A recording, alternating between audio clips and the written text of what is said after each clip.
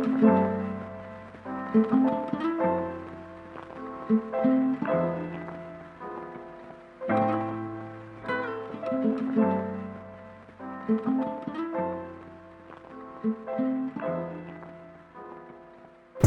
we're Jazz Refreshed. For those of you who don't know, Jazz Refreshed started out as a night in West London at Mau Bar, where it still is.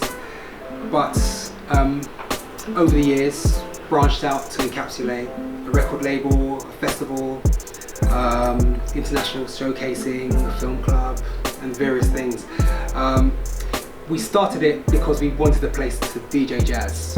Back in the day, we used to DJ soul, rare groove, hip hop, you know, all other types of music, but we're collectors of jazz. So we just wanted a space to play our records. And we had already done live events, but we decided to dabble a couple of weeks after starting Jazz Refreshed with a live band. And after we did that band, we realized that this is what we wanted to do, and the rest is history. And that was 16, coming up to 16 years ago.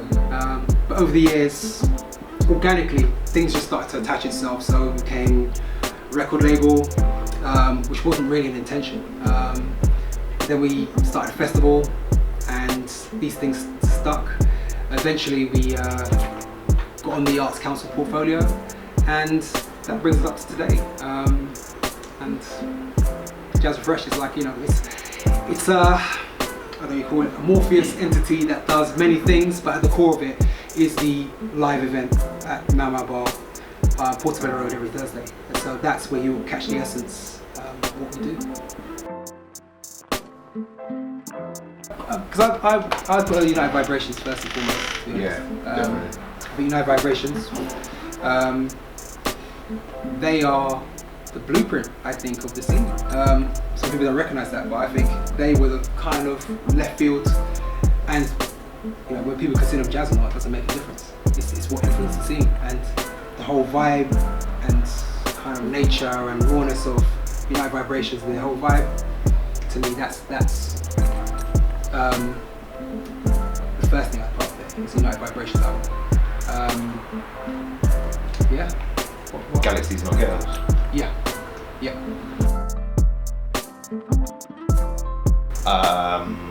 I would put up there Nabaya Garcia, her fives. Yeah. Released on our record label. But in terms of taking a sound that is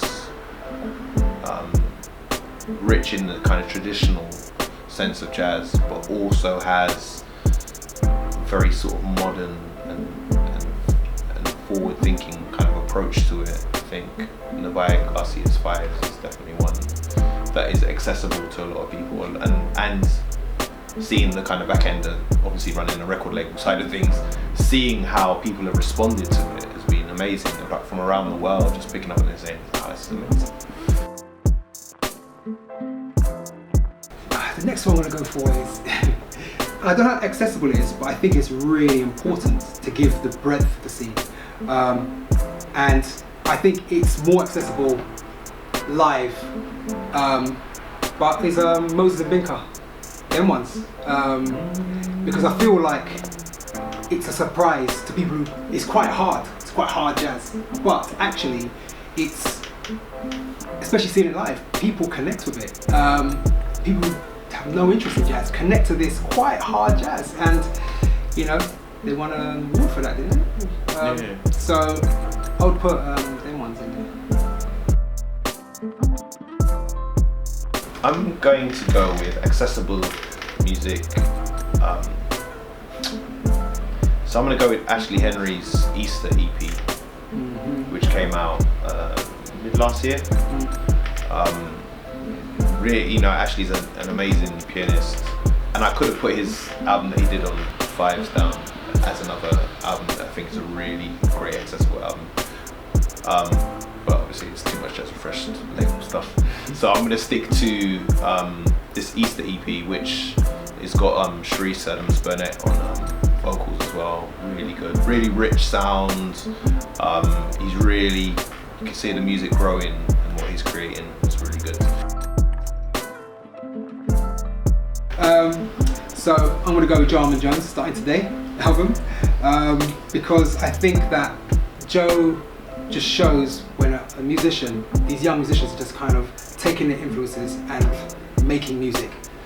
You know, some people are, that's jazz, it's not jazz, who cares, just making music, and that's what Joe's done. And I like the fact that you listen to it and you hear Michael Franks, or you listen to it and you hear dub, or you listen to it, you know, this, but the essence of it is a love of jazz, and that's why for me it's accessible, and anything that has an influence tends to pull people in to hear that thing, and then their ears get, you know, widen the scope to new music. So I think in terms of listening to something to draw you in and bring you into a wider world, Jarman Jones Starting Today. My next album would be Some of the Chemics, Your Queen is a Reptile, which is a stomping, powerful album featuring Shabaka Hutchins, who is, you know, probably the deity of the scene at the moment, just on top of everything, and really pushing the edge of creativity and also his connection to the black diaspora of music that comes through within his music, especially the Sons of Kemet stuff, is brilliant. So that's my next choice.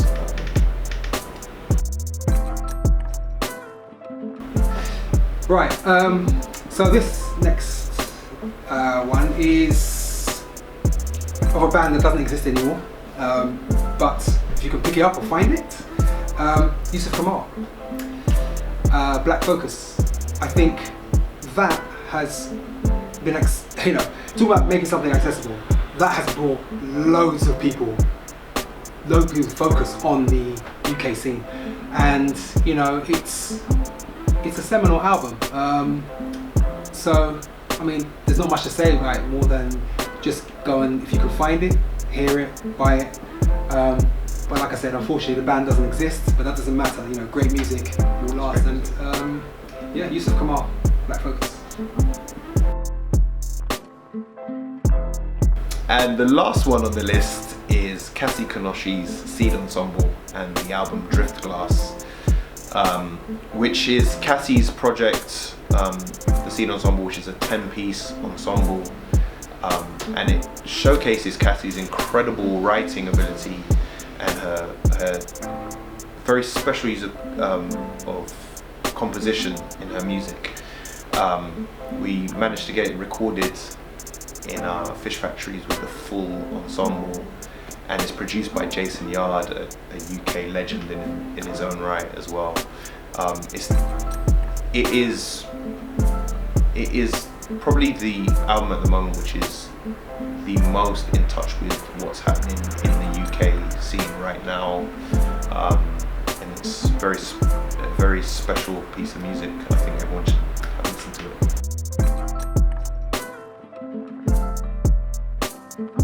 Music, most live event. Buy the records, obviously.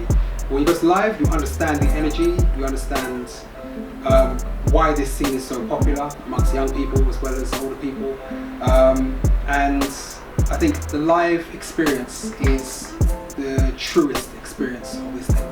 And there are many ways, particularly in London, to do that. You know, there's Jazz Refreshed, Thursday. There's Steam Down. There's various things going on in various venues. Church of Sound. All of, you know, yeah, it's, you know, even places like the Vortex and stuff, they'll have, and all, in fact, all venues now, if they're not having what's going on now, are suffering, you know, because the venues that were not willing to have these acts before, in the present guise, are now clamoring to get these people. So, you know, if you're in London, I'm not sure what happens outside London, Band on the Wall, place in Liverpool as well, and you know, I'll be up on that soon. But in London, it's not hard to find a place that has this music playing. But if you want to know where it's on a regular, there's, like I said, Jazz Refreshed every Thursday. But live is what it's about. Music needs to be experienced live. If you can't experience live, that's fine. But ultimately, that's what projects the scene. Without the live element, it wouldn't be where it is today. agree with you. I agree.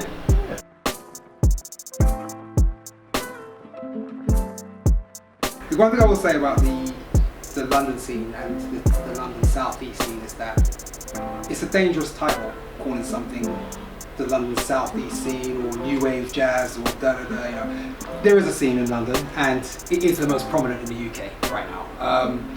But there are musicians who are coming from all over to come to London to make their music, who are part of this London scene.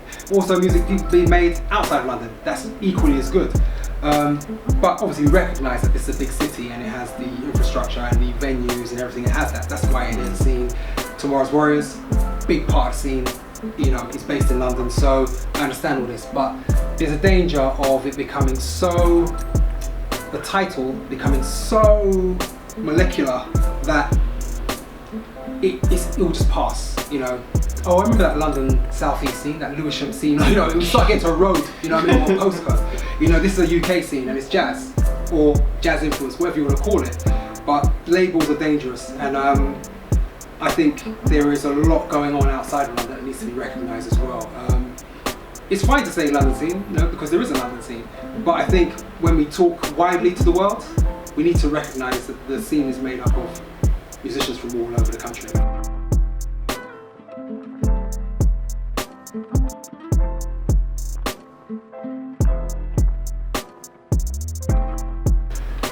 I mean, well, it's just one view. It's funny because there's people who've been coming Jazz Fresh for 16 years, and you talk to them and their view of what's going on is completely different to what we think they should be thinking. So it's one view. It's unfortunate sometimes that obviously it's the press, so it's somewhere that gets a wider, you know, that view gets put out to millions of people. You can't control what people say, and then usually whenever we see something in the press, you know, it's been around for 5-6 years. It's never, no one wants to be first to break a story. They always want to be, it's going somewhere, I'll break it, because we were talking to press years ago, we weren't interested. We're now, you know, knocking down your door. So you have to kind of experience it. That's the thing. And by going out to places, buying the music for yourself and experience the scene, don't just take what, especially in the comment section where it's just kind of grumbling and nonsense. People who just, oh, it's not jazz, blah blah, you know, Guardian reading type talk. So go and experience it. Sometimes there's good articles there, sometimes not, but ultimately I would say you only know something when you experience it. So people who get their news from newspapers about the music scene, you haven't got the news. That's basically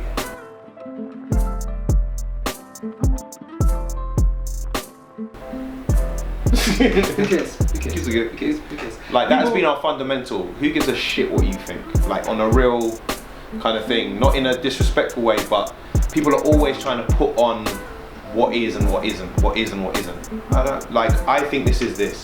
Because you write for a newspaper or you do this and you think, oh, that's not jazz. That's what keeps it limited. That's what kept it limited for years. When we first came into the scene, we came in because the music was great, but it was limited. Like, people, if you weren't making straight ahead stuff, you weren't considered a jazz musician. But that disregards all the cultural variances to the music, like the combinations of Afrobeat, African jazz music, you know, music from the Caribbean that's come through, the reggae, soul music that's incorporated into the jazz music. And if it's given up to one person to make a decision about what is and what isn't jazz, none of that stuff gets acknowledged, and that's the problem. So for us, who cares what anyone else thinks? Also, we just have our opinion. We've done our thing. Do you know what I mean? Like, that's all we can do. We just go, this is what we think we like. Not even what we think, this is what we like. You know, this fits in to what we think about jazz music. This is this. If you don't like it, don't come. Right, absolutely. From day one. If you don't like it, don't like what you hear, you don't like what you see, don't come. It's fine. But the fusion era got dissed. Yeah. It's not jazz. You know, bebop got dissed. If you look through jazz, it moves. Cultural context, it moves with times, it moves with influence, what's happening politically, which part of the world has different. No one says the Brazilian jazz is not jazz music. You know what I mean? But we can't have our own London or UK cultural influence on music. We drawing music, and to us, jazz is that expression of that, and it's improvised, and it's, you know, in places, and it's unbridled. For us to start telling people what jazz is, we have to make 1902 jazz then, because that's the purest jazz there is. Anything that came after the original jazz is not jazz, you know. There's all these limitations, and people can argue with us, but we don't argue back. It's like, cool, then just don't vibe with us, because, you know, it's there's a lot of the problem with jazz, especially when we came into it. Not so much now because of the popularity, but there are a lot of gatekeepers, a lot of people who were in charge of what went where, what was put in the press, you know, what things got funded, what was this, what's that, and then if you fell outside that category, we tried to join all that. We tried to say to them, look, we got this, they weren't interested. That was the best thing that happened to us, because we didn't assimilate. And what that meant was we just could do our own thing, and, you know, forget you. Now, same venues, publications, this and the other, are clamoring to write by these people, because they realise that their ever decreasing circle of jazz listeners, or of audience, or of opinion, is going to be gone with a generation. So they have to move. It doesn't mean that you have to acknowledge everything as jazz, but acknowledge it on its merits. Do you like it? Do you not like it? Who cares, man? You know what I mean? Is Michael Bublé singing jazz? He's singing with a big band? Some people say that's more jazz than, who cares? I don't business. And for us, it's like, oh, it's not jazz. Okay, cool. Are you not going to listen to it because it's not jazz? Are you only listening to jazz? I'll be called Jazz Fresh. Yeah, yes we are. And that's the end of it.